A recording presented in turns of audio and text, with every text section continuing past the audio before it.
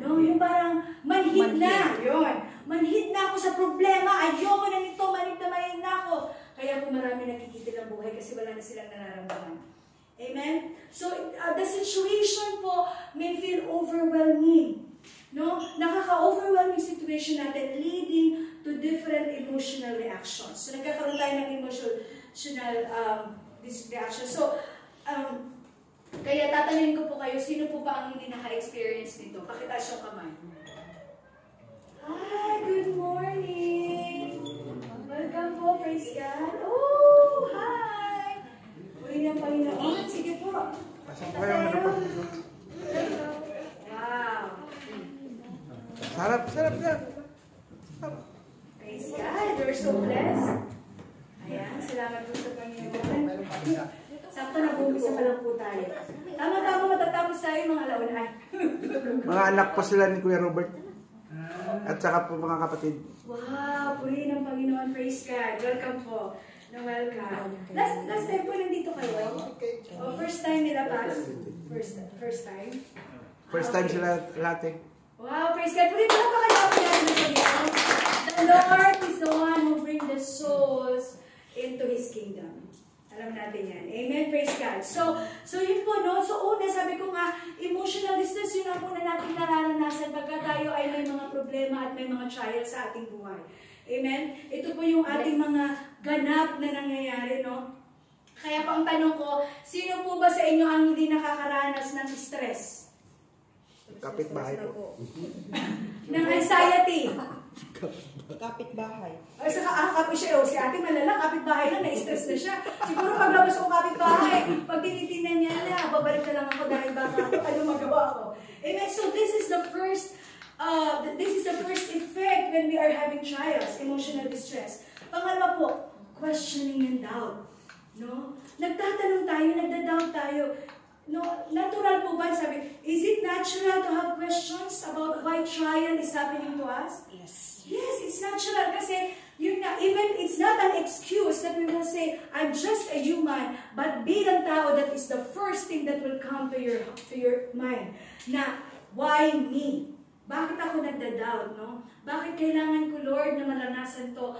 Bakit, Panginoon, hindi na lang yung kapitbahay ko na mas makasalanan pa sa akin? Amen? Minsan, the way we talk, it's already cursing other people kasi nga, sa sobrang depressed and sa sobrang emotional instability mo, you are thinking that, mabuti naman ako, Lord. I am following you, Jesus. I'm very good. I give tithes. I give everything, Lord God, to your kingdom. Why me?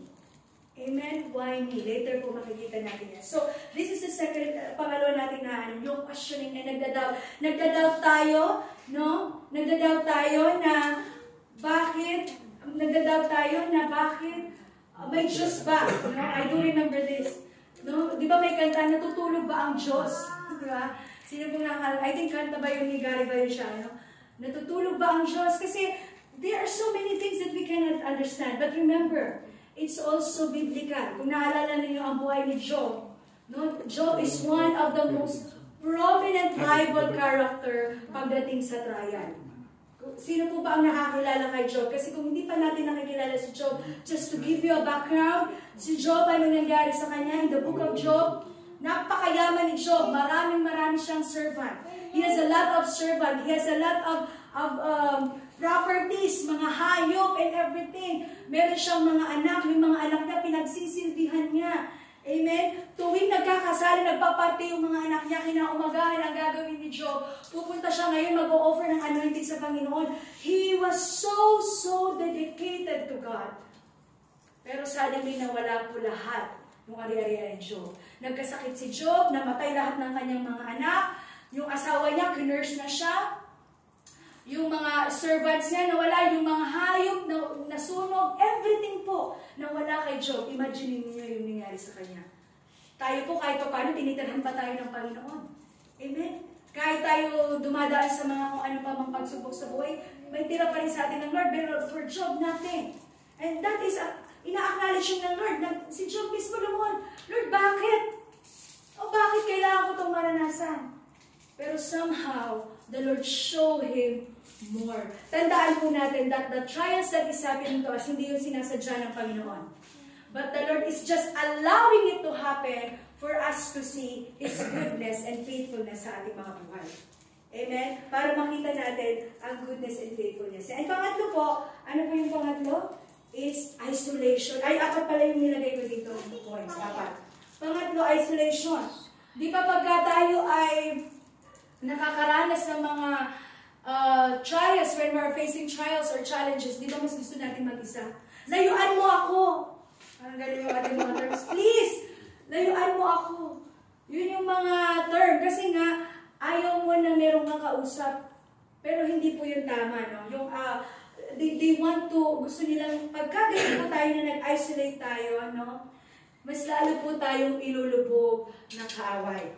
Amen? The more that you are isolating yourself. But, sabi ko nga, ito talaga yung mga immediate response or reaction ng mga taong dumadating sa problema. And number 4 is search for meaning. Hinahanap mo yung, ano ba yung purpose mo, Lord? Bakit mo ako bakit mo ako binigyan ng ganito, Lord? Bakit kailangan magkasakit yung mga anak ko?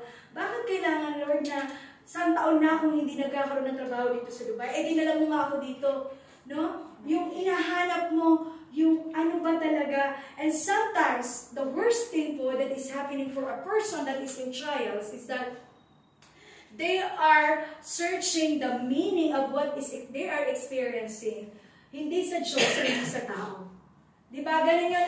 Imbes na unang lumapit sa Panginoon, ang unang ginagawa, actually, hindi pa nga kapatid. Okay lang sana kung kapatid-kapatiran, pero pupunta pa doon sa mga kumaring mga chismosa. So ngayon, yung kumaring chismosa, ichinismis na yung problema mo. No? That is why it's always good that you should deal it. If you really want to, hindi mo talaga siya kaya,